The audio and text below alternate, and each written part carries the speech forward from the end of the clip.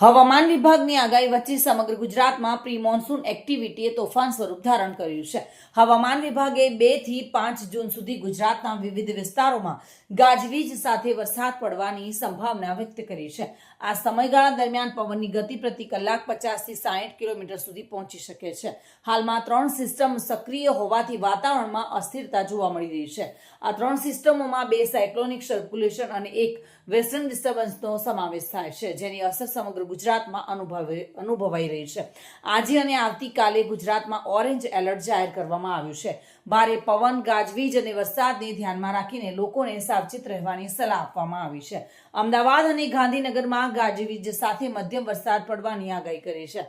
આ બંને શહેરોમાં મહત્તમ તાપમાન 39 ડિગ્રી સેલ્સિયસ સુધી પહોંચી શકે છે। મિની વાવાઝોડા અને ગાજવીજથી લોકોને એલર્ટ રહેવા માટે સૂચના આપવામાં આવી છે। જો કે 3 સિસ્ટમ સક્રિય થતા 4 દિવસ રાજ્યમાં ભારે વરસાદ પડશે।